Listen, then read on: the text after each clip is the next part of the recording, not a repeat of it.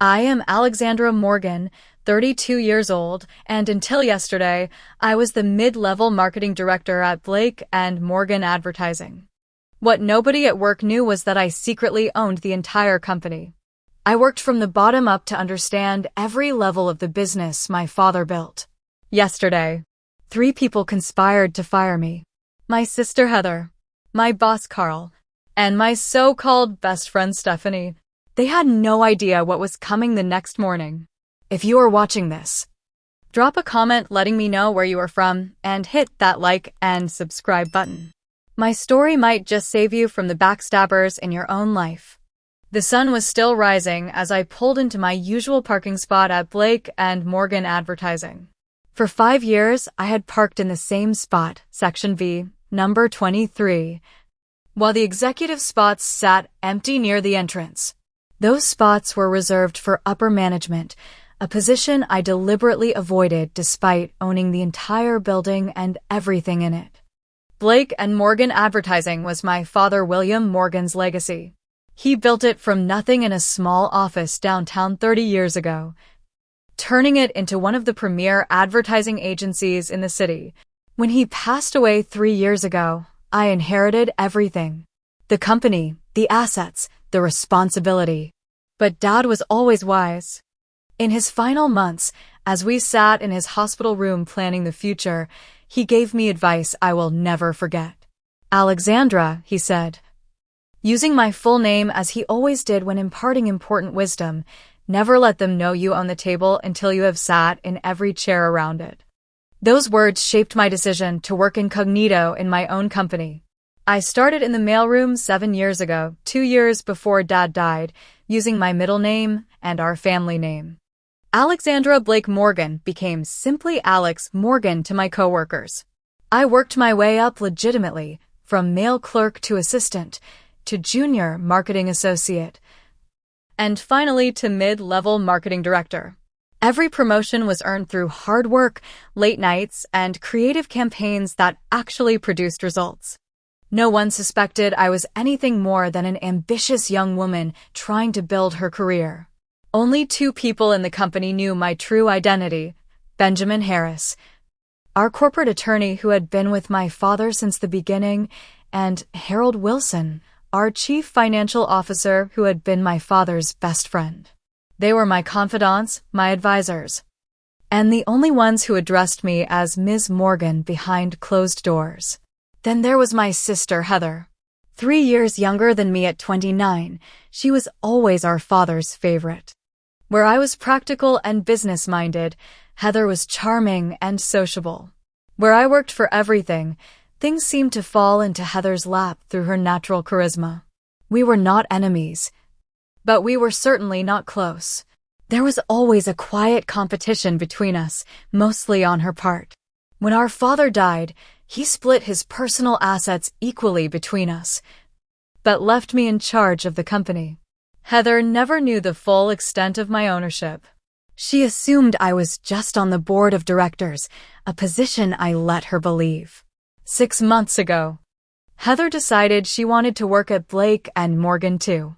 Despite her marketing degree, she had spent the last few years bouncing between fashion blogs and influencer gigs.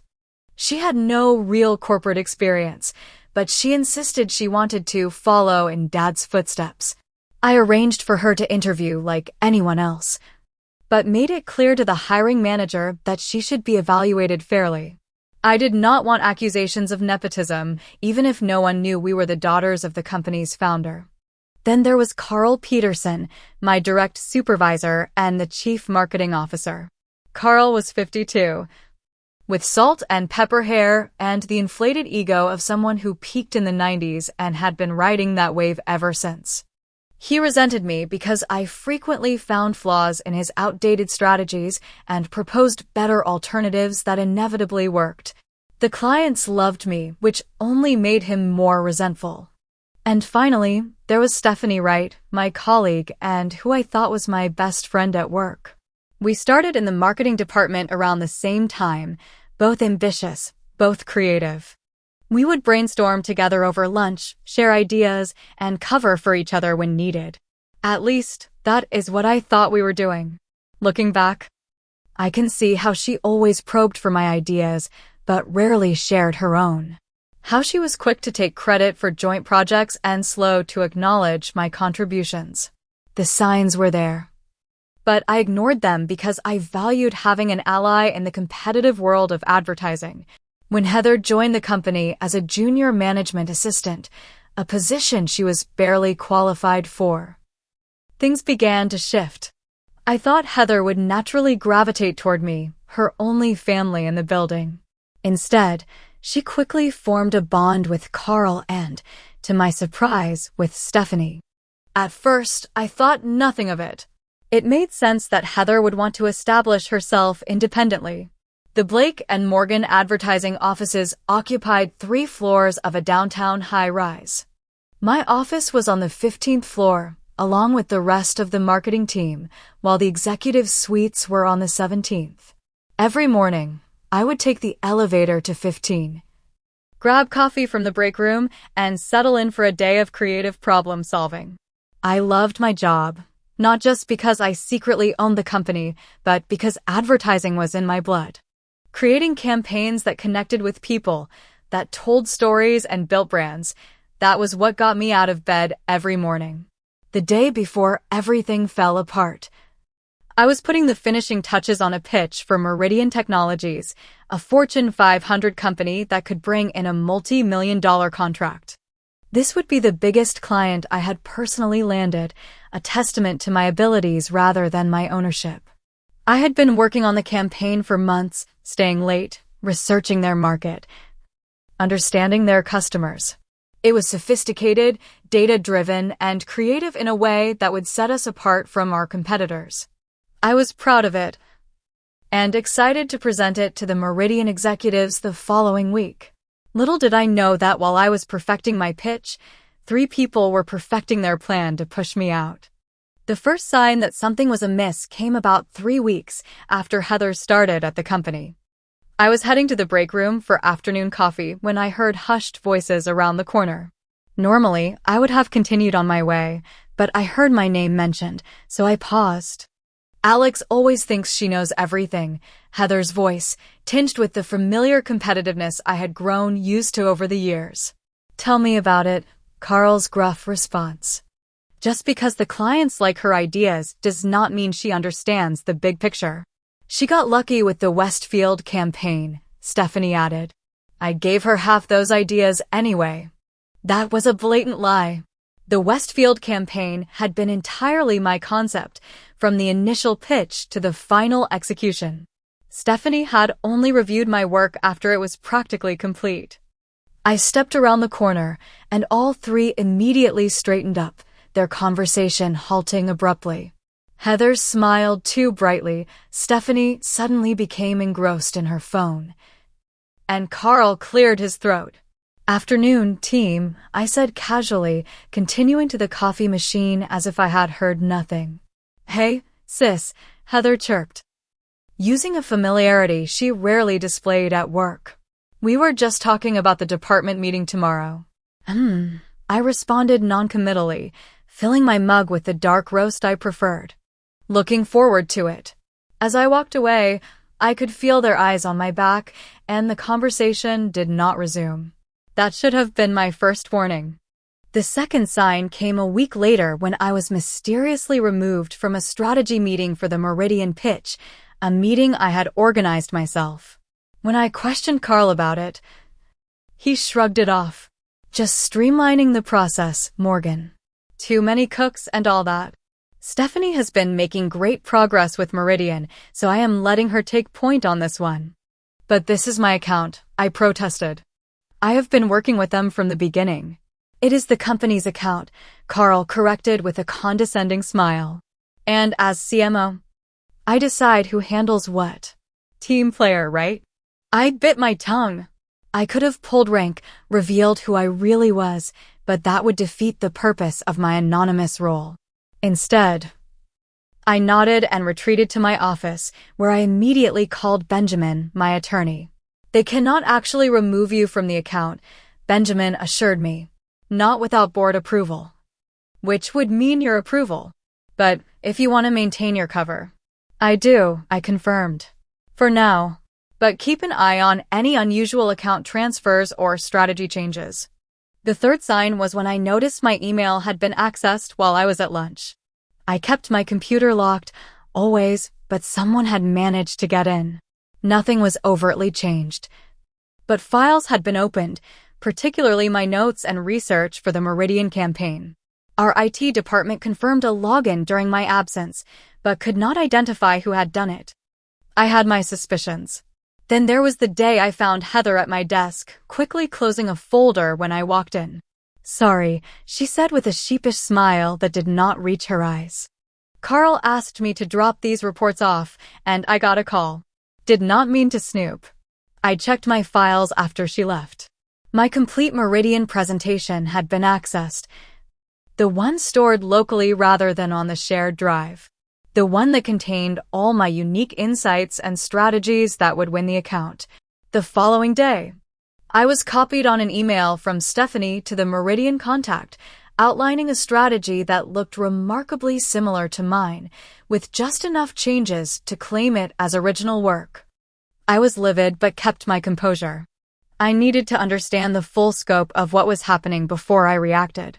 It was Andrea, a colleague from the creative team who had always been straightforward with me, who finally confirmed my suspicions.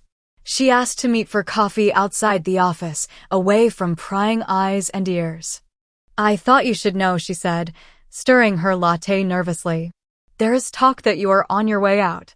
Carl has been meeting with HR. And Stephanie is telling people she is being groomed for your position. And Heather? I asked, although I already knew the answer. Andrea hesitated.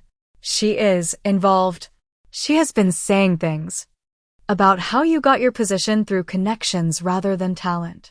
That the company would be better off with fresh blood. The irony was almost laughable. My own sister, who only had her foot in the door because of me, accusing me of using connections. Thanks for telling me, Andrea, I said, keeping my voice steady despite the hurt and anger building inside me. I appreciate your honesty. There is more, Andrea added, lowering her voice. They are building a case against you, claiming you have been underperforming, missing deadlines, even that you have been taking credit for other people's work, specifically Stephanie's. Now that was rich. The exact thing Stephanie had been doing to me for months. When I returned to the office, I went straight to my computer and did something I had never done before. I used my owner access codes to view the company email server. It was not something I did lightly, but I needed evidence of what they were planning. What I found made my blood run cold. Dozens of emails between Carl, Stephanie, and Heather, detailing their plan to push me out. Carl wanted me gone because I threatened his outdated methods.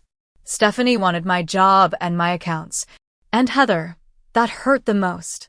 An email from my sister to Carl read, "Once Alex is gone, the position should naturally come to me. I am a Morgan after all, even if nobody here knows what that really means. I have the vision this company needs, not her cautious approach. Besides, Dad always said I had the real creative talent in the family. Dad had never said any such thing. In fact, he had always praised my strategic mind while encouraging Heather to find her own path.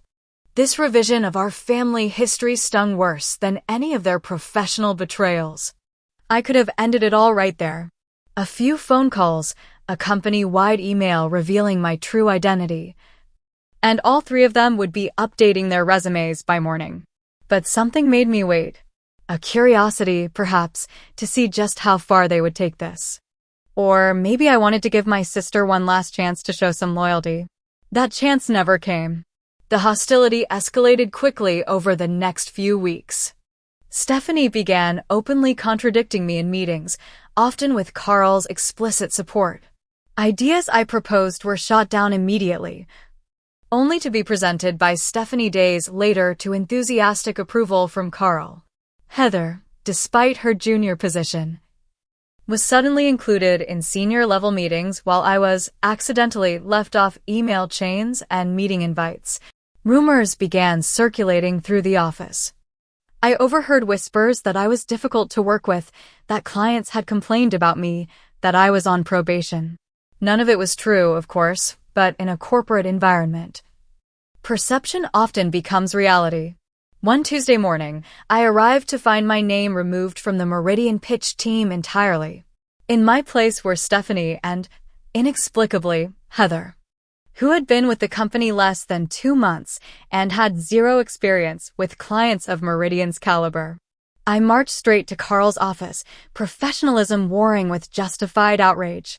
"What is going on with the Meridian account?" I demanded, closing his door behind me. Carl leaned back in his chair, a smug expression on his face. "Change of strategy. Stephanie has a fresh approach that the preliminary team loves. And Heather has connections at Meridian that could be useful." "Connections? What connections?" "I have been working with their marketing team for months. Her college roommate's brother is on their board," Carl said, as if this tenuous connection trumped all my hard work. "Sometimes it is about who you know, Morgan. I would have thought you understood that by now." The implication was clear. He thought I had risen through the company on connections too, though he had no idea how right and wrong he was simultaneously. "And what about all the work I have done?" "The research, the market analysis, the creative direction I have already established with their team. We will use what is valuable," Carl said dismissively. "Stephanie has reviewed your materials and incorporated the stronger elements into her presentation." Stolen. My work had been stolen, and now I was being pushed out of the project entirely. "This is not right, Carl, and you know it," I said, fighting to keep my voice steady.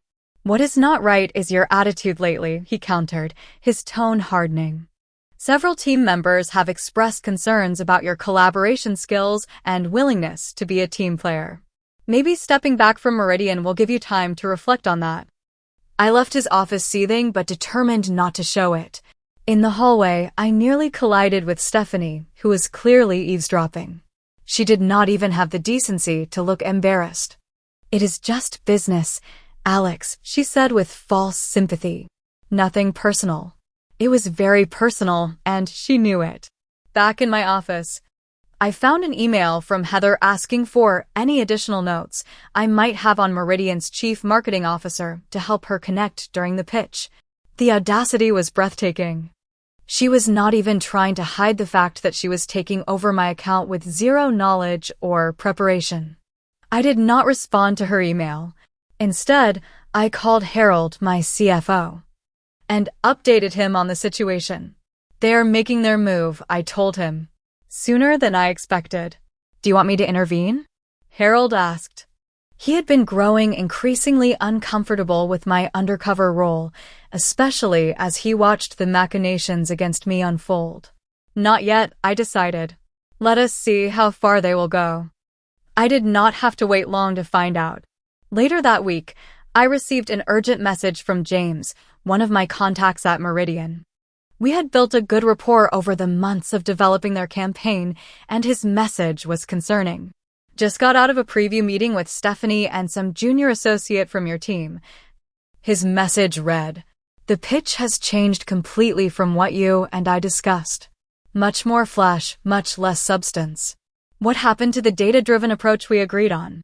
Call me." I called him immediately, stepping into an empty conference room for privacy. "James, this is Alex. What happened in that meeting?" "Your colleagues happened," he said, frustration evident in his voice. "They presented something completely different from what we have been working on. All style, no substance. Lots of buzzwords, but none of the targeted messaging we had discussed. And frankly, neither of them could answer basic questions about our market position." My heart sank. Months of work. Relationships built, strategies carefully crafted, all potentially ruined. The young one, Heather, I think, kept dropping names of people she supposedly knows in our organization, most of whom have nothing to do with this project, James continued.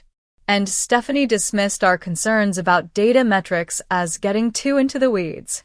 "Alex, what is going on over there?" "Internal changes," I said vaguely. "But James, I need you to know that I am still committed to the original strategy we developed. The one based on actual research and tailored to your specific needs. That is good to hear, he said, sounding relieved. Because honestly, if what I saw today is Blake and Morgan's new direction, we might need to reconsider our options. After hanging up, I sat in the empty conference room, weighing my options. The situation was worse than I thought. Not only were they trying to push me out, but they were jeopardizing a major account in the process. I needed to protect my company, even if it meant exposing myself sooner than planned. Before I could decide on my next move, my phone buzzed with a calendar invitation, a meeting with Carl and HR the following morning at 9. The subject line was simply performance review. The trap was set. And despite knowing it was coming, I felt my stomach knot with anticipation. Not fear, exactly. More like the calm before a storm that I had seen brewing on the horizon for weeks. That evening, I stayed late at the office, gathering evidence, downloading emails, and making copies of my work that had been repurposed under Stephanie's name. I noticed Heather watching me from the hallway at one point, phone in hand, undoubtedly reporting my actions to the others. Let them wonder, I thought. Let them think I am desperately trying to save my job. They will learn soon enough what I am actually doing. The morning of my performance review, I dressed with particular care, choosing a charcoal gray suit that I rarely wore to the office. It was my power suit, the one I reserved for board meetings in my capacity as owner. Meetings that were always scheduled when I had personal days from my mid-level position. I arrived early and sat at my desk, sorting through files with deliberate calm. At precisely 8:55, my desk phone rang. "Ms. Morgan, your 9 o'clock is ready for you in the conference room," said Deborah, Carl's assistant, her voice carefully neutral. No doubt she had already heard rumors about what was coming. "Thank you, Deborah. I will be right there."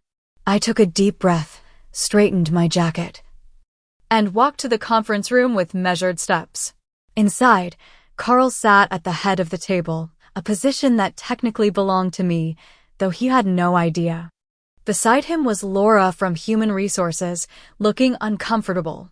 And on the other side sat Stephanie and, surprisingly, Heather. This was not a standard performance review setup. This was an ambush. "Alex, please have a seat." Carl gestured to the chair at the opposite end of the table, physically and symbolically distancing me from the group. I sat down without a word, placing my notebook on the table, my expression carefully neutral.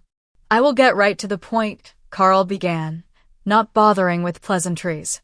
"We have been monitoring your performance over the past several months, and there are serious concerns that need to be addressed." Laura slid a folder across the table. "This is a formal performance improvement plan that details the areas where you have been falling short." I opened the folder and scanned the document inside. It was a work of fiction so creative it should have qualified for a literary award. Accusations of missed deadlines, complete with doctored dates. Claims of client complaints, none of which had ever been brought to my attention, and allegations of taking credit for team members' work, specifically Stephanie's. There were even fabricated accounts of me being difficult and uncooperative in team settings. "I do not recognize any of this," I said calmly, closing the folder. "That is part of the problem," Carl said with exaggerated patience. "Your inability to accept feedback or recognize your own shortcomings." "These are not shortcomings, these are fabrications," I replied, my voice steady. "And I think we all know why this document exists." Stephanie leaned forward, her expression a practiced mask of concern. "Alex, we have all tried to help you improve, but you have been increasingly resistant to collaboration." "Interesting," I said, turning to her. "When exactly did you try to help me, Stephanie? Was it when you were taking my Meridian research and presenting it as your own? Or when you were telling the creative team that my concepts were actually yours?" Her eyes widened slightly before she regained her composure. "See? This is exactly the kind of defensive, accusatory behavior we are talking about." I turned to Heather, who had remained silent so far. "And what is your role in this meeting, Heather?" As a junior management assistant who has been with the company less than 2 months, I am curious what expertise you are bringing to my performance review. Heather at least had the grace to look slightly uncomfortable, but Carl jumped in before she could respond. Heather has provided valuable insight into your interpersonal dynamics, given your pre-existing relationship. I see, I said, understanding completely. They were using my sister as a character witness against me. And what insights has my sister shared? Heather straightened in her chair. Just that this pattern is not new. You have always had trouble accepting when others have better ideas. You always think you know best. The betrayal stung, but I had expected it. What I had not expected was what came next. The company has decided to terminate your employment, effective immediately, Carl announced, barely containing his satisfaction. So they were not even going to pretend this was a performance improvement plan. This was an execution, plain and simple. On what grounds? I asked. Though I already knew the answer would be as fabricated as everything else in that folder. Inability to meet performance standards, unauthorized sharing of confidential information with clients, and creating a hostile work environment, Carl recited, as if reading from a script they had prepared. That is absolutely false, I said, my voice finally showing a hint of the anger I felt. And you have no evidence to support any of those claims. Actually, we do, Stephanie interjected, sliding another folder across the table. Emails showing you discussing internal strategies with Meridian contacts without approval. Reports showing missed deadlines and objectives. Statements from team members about your difficult behavior. I opened this second folder and immediately recognized what they had done. Emails had been selectively edited, dates on reports had been changed, and the statements were vague complaints that could have been written by anyone, specifically Stephanie or Heather. This is a coordinated effort to remove me, I stated plainly. And we all know why. Stephanie wants my position, Carl wants me gone because I challenge his outdated methods, and Heather. I looked at my sister. Heather just wants what she has always wanted. To prove she is better than me, even if she has to cheat to do it. The accusation hung in the air. Laura from HR shifted uncomfortably. Your personal attacks only confirm our decision, Carl said coldly. Security will escort you to your desk to collect your personal belongings. Your access to company systems has already been revoked. I sat very still for a moment, looking at each of them in turn. Carl, smug and self-satisfied. Stephanie, trying to hide her triumph behind a mask of professional regret. And Heather, my own sister, who could not quite meet my eyes, but whose slight smile told me everything I needed to know about her role in this betrayal. I could have revealed everything right then. Shown them the company ownership documents I kept in my home safe. Called Benjamin or Harold to confirm my identity. Watched their faces as they realized they had just fired the owner of the company. But that would be too easy. Too quick. They deserved to savor their victory for a little while longer. It would make what came next all the sweeter. So instead, I stood up, straightened my suit jacket, and said simply, I understand. I will collect my things. A burly security guard was already waiting outside the conference room, an unnecessary show of force that told me they expected me to make a scene. I did not give them the satisfaction. I walked calmly to my desk, packed my family photos, my favorite pen, a gift from my father, and a few personal items into a cardboard box provided by HR. As I did, I could see other employees watching in shocked silence. Andrea caught my eye from across the room, her expression horrified. I gave her a small, reassuring nod. James from accounting looked confused. Diana from creative seemed on the verge of protesting. These were good people who had no idea what was really happening. Stephanie and Heather appeared, hovering nearby to witness my humiliation. Stephanie was already measuring my office with her eyes, no doubt planning where her things would go. Heather was texting someone, probably sharing news of her triumph. Any final words of wisdom for the team before you go? Stephanie asked, her voice dripping with false concern. I looked at her, then at my sister, then at the watching employees who had been my colleagues for years. Just one, I said clearly enough for everyone to hear. Tomorrow is a new day. With that cryptic statement, I allowed the security guard to escort me to the elevator, through the lobby and out to my car. I placed the sad little box of belongings in my trunk, got into the driver's seat, and finally allowed myself a smile. They had no idea what was coming tomorrow. As soon as I was clear of the parking garage, I called Benjamin and Harold on a three-way call. "It is done," I told them. "They fired me." "Those fools," Harold muttered. "Are you ready to proceed with the contingency plan?" Benjamin asked. "Yes," I confirmed. "Call an emergency board meeting for tomorrow morning, 9 a.m. sharp." And Benjamin, "Prepare the documents we discussed." "With pleasure," he replied. I could hear the smile in his voice. The game was entering its final phase, and I was about to show them all who really owned the board. After leaving the office, I drove straight to Benjamin's law firm where he and Harold were waiting for me. The prestigious offices of Harris and Associates occupied the top floor of a sleek downtown building, offering panoramic views of the city. But we were not there for the view. "They actually fired you," Harold said, shaking his head in disbelief as we gathered in Benjamin's corner office. "The audacity is almost impressive." "It was quite the performance," I agreed, setting down my pathetic box of office belongings, complete with security escort and everything. Benjamin, ever the pragmatic attorney, had already spread documents across his mahogany conference table. "I have prepared everything as you requested. Verification of ownership, board authorizations, the works. By tomorrow morning, there will be no question about who is in charge." "What about the Meridian account?" Harold asked, concern etching his features. "James called me directly after his meeting with Stephanie and Heather. He was not pleased." "I will handle Meridian personally," I assured him. "But first, we need to deal with our internal situation." For the next several hours, we meticulously planned every detail of tomorrow's revelation.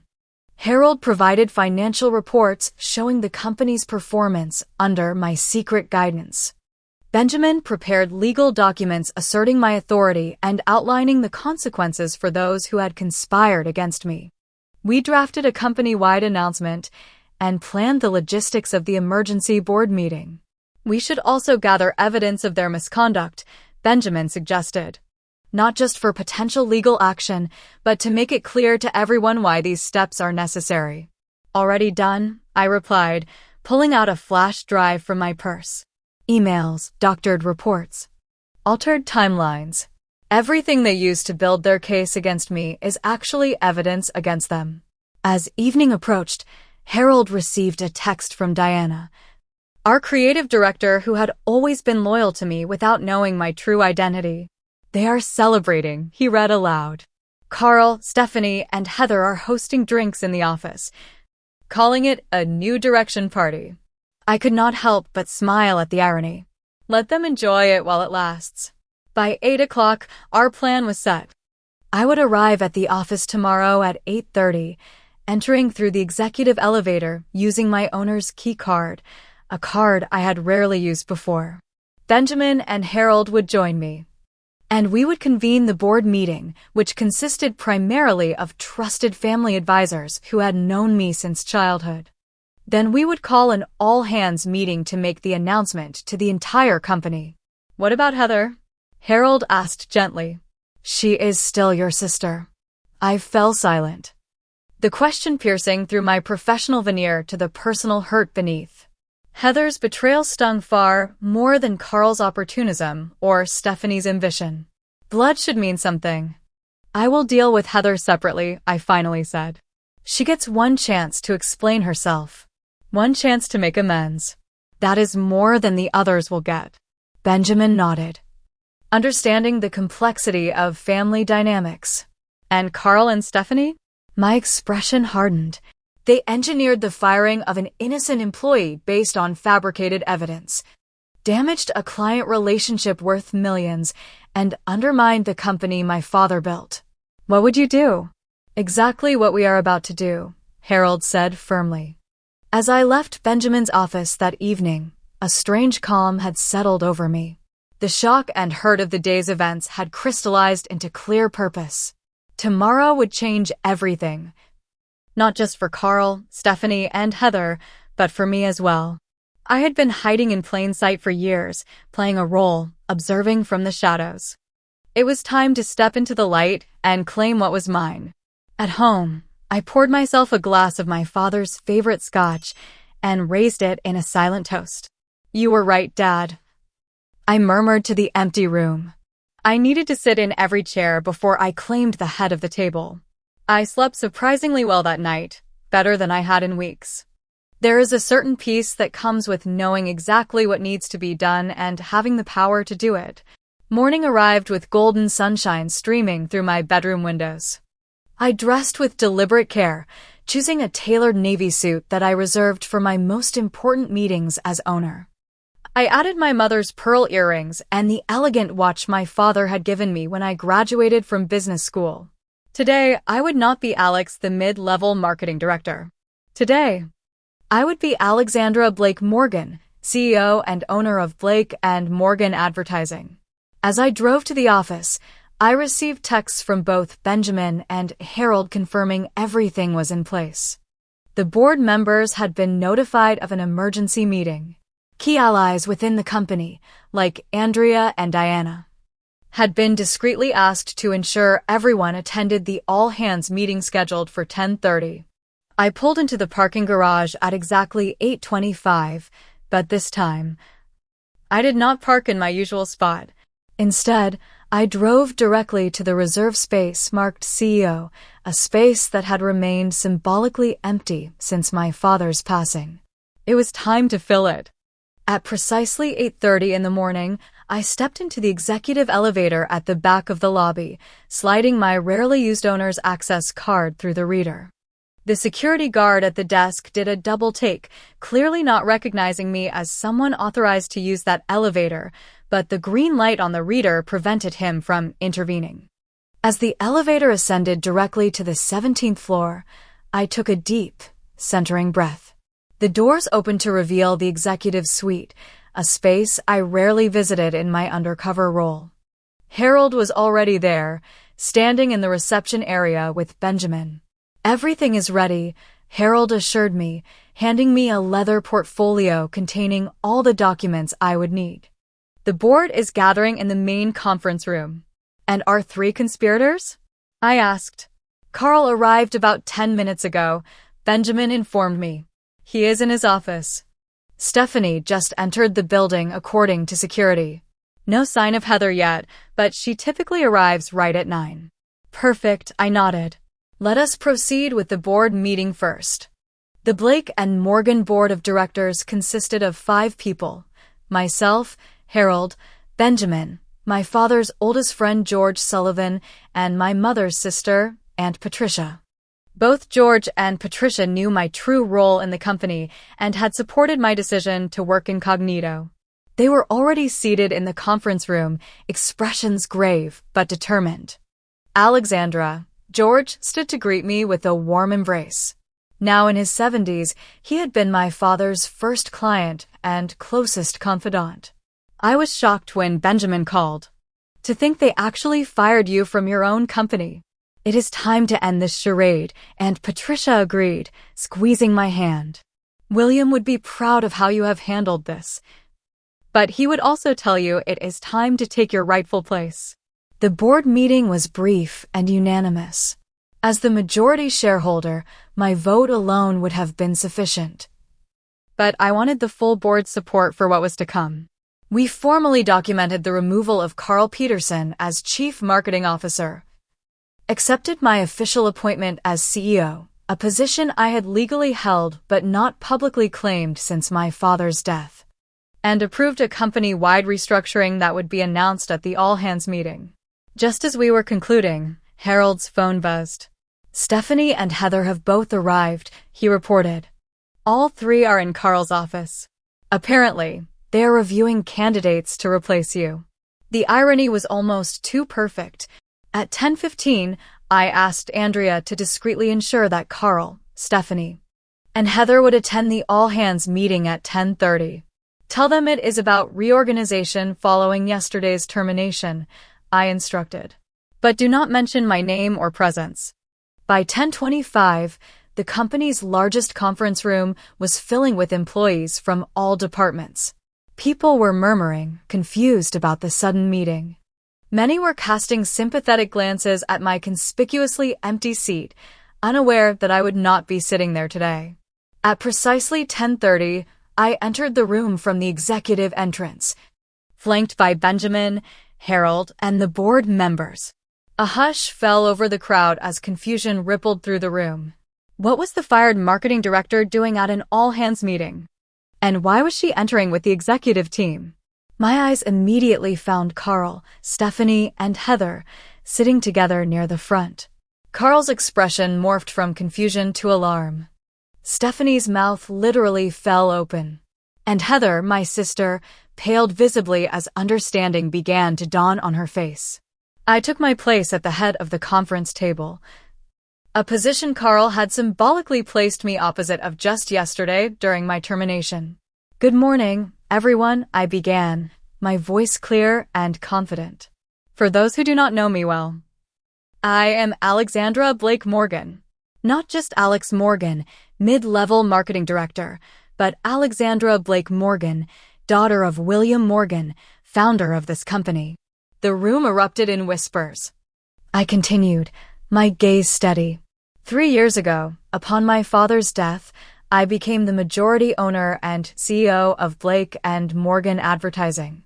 However, following my father's advice to understand every level of the business he built, I chose to work within the company under a partial identity, earning my promotions through merit rather than ownership. I paused, allowing this revelation to sink in. Carl's face had turned an alarming shade of red. Stephanie looked as though she might be sick. Heather just stared, her expression unreadable. Yesterday, in an extraordinary display of poor judgment, 3 members of this company conspired to terminate my employment based on falsified evidence and personal ambition. I gestured to Benjamin, who distributed folders to the department heads containing evidence of the conspiracy, including the doctored performance reviews and altered emails. This incident has forced me to accelerate my timeline for taking a more public role in the company my father built. Effective immediately.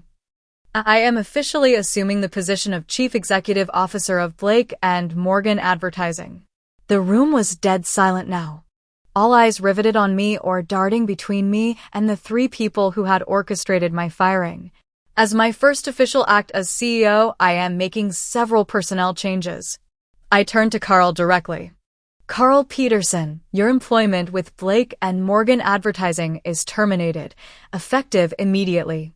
Security will escort you from the building following this meeting. Carl shot to his feet. You cannot do this. I have been with this company for 15 years. Sit down, Carl, I said calmly. You fired the company's owner yesterday. I think we are well past what can and cannot be done. He sank back into his chair, stunned into silence. I turned to Stephanie next. Stephanie Wright, you have 2 options. You may tender your resignation immediately, or you may face termination with cause and potential legal action for intellectual property theft, falsification of company documents, and defamation. Stephanie's face crumpled. I resign, she whispered. Finally, I looked at my sister. This was the hardest part. Heather Morgan, as a family member and minority shareholder, your situation will be addressed privately. Please remain after this meeting. I returned my attention to the rest of the staff, many of whom looked shell-shocked. To everyone else, I want to assure you that Blake and Morgan Advertising remains strong. In fact, we are poised for growth. Andrea Collins will be promoted to Director of Creative Strategy. James Wilson will take on expanded responsibilities in account management, and Diana Chin will lead our digital innovation team. I named several other loyal employees who would receive promotions or new opportunities, people who had demonstrated integrity and talent during my years working alongside them. I recognize this is a lot to process. Department heads will meet with their teams this afternoon to answer questions and discuss next steps. For now, thank you for your attention. This meeting is adjourned. As people filed out, a mixture of shocked whispers and excited speculation filling the air, I remained at the head of the table. Carl was escorted out by security, his face a mask of fury and humiliation. Stephanie slipped away quickly, head down, already typing what I assumed was her resignation letter. And Heather remained seated, looking smaller than I had ever seen her. When the room had cleared except for Benjamin and Harold, who stood discreetly by the door, I finally addressed my sister. Well, Heather, you wanted to follow in Dad's footsteps at the company. I did not realize that meant trying to destroy your own sister's career. Heather's eyes filled with tears. I did not know, Alex. I swear I did not know you owned the company. That is not the point, I replied, my voice tight with emotion. You should not have participated in destroying anyone's career through lies and manipulation, whether they owned the company or not. Whether they were your sister or not. I just wanted. She began. To prove you were better than me, I finished for her. It has always been a competition for you, hasn't it? But business is not a game, Heather. Real people's livelihoods are at stake. Real relationships with clients we have spent years building. Heather wiped at her tears. What happens now? Are you firing me too? I studied my sister, seeing both the adult who had betrayed me and the little girl I had grown up with. Despite everything, she was still my family. No, I am not firing you, I said finally. But you are not keeping your current position either. If you want to work at Blake and Morgan, you will start in the mailroom, just like I did. You will learn the business from the ground up, with no special treatment. And you will have to earn every promotion through actual merit, not manipulation. Her eyes widened. The mailroom? But I have a marketing degree. So do many of our junior associates who did not try to sabotage their colleagues, I pointed out. This is your one chance, Heather. Take it or leave it. After a long moment, she nodded. I will take it. And Alex, I am sorry. I really am. Actions speak louder than words, I told her. Show me you are sorry by doing better. As Heather left to begin her new role, humbled but given a second chance, I turned to Benjamin and Harold. 1 down, 2 to go, Harold observed. Stephanie has already sent her resignation letter, Benjamin confirmed, checking his phone. As for Carl, he is threatening legal action, but he will not get far. The evidence against him is overwhelming.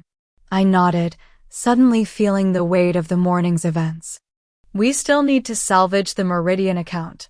Already scheduled, Harold assured me. They are coming in at 2 this afternoon. James showed them the original campaign you developed. They were impressed and eager to meet with the real Alexandra Morgan. For the first time that day, I allowed myself a genuine smile.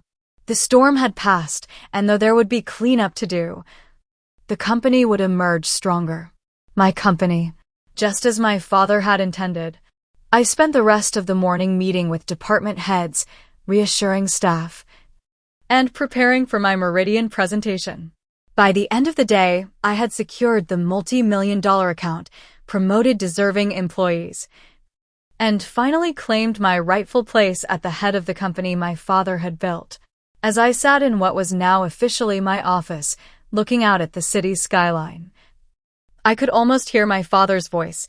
Never let them know you own the table until you have sat in every chair around it. I had done exactly that. And now everyone knew exactly who owned the table. 6 months have passed since the day I reclaimed my rightful position at Blake and Morgan Advertising.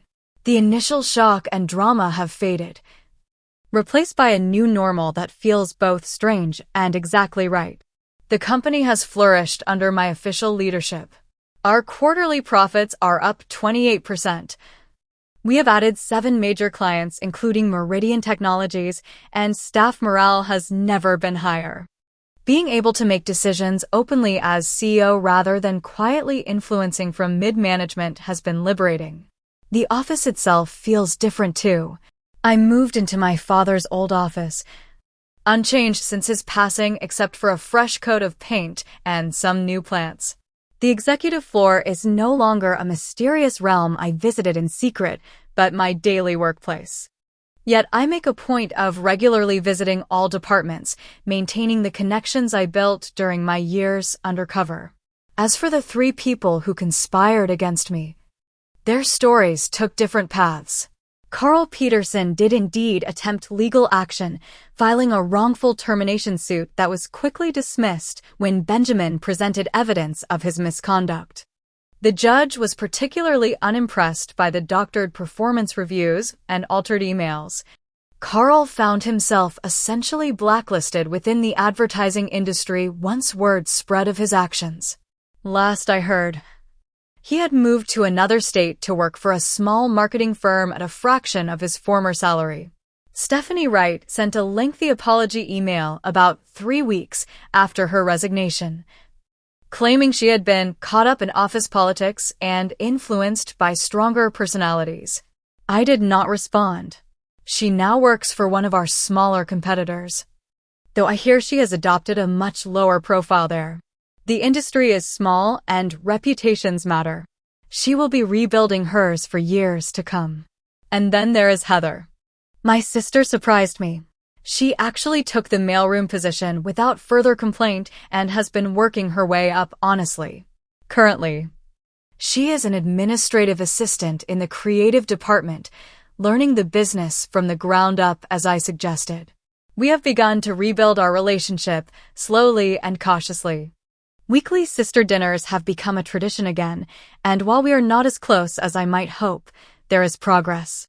You were right, she admitted during one of our dinners. I needed to learn the business properly.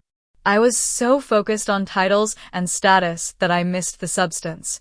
Dad would be proud of you for figuring that out, I told her and meant it. The most rewarding changes have been in the company culture. With Andrea now leading creative strategy, James heading account management, and Diana spearheading digital innovation. We have a leadership team built on merit rather than politics.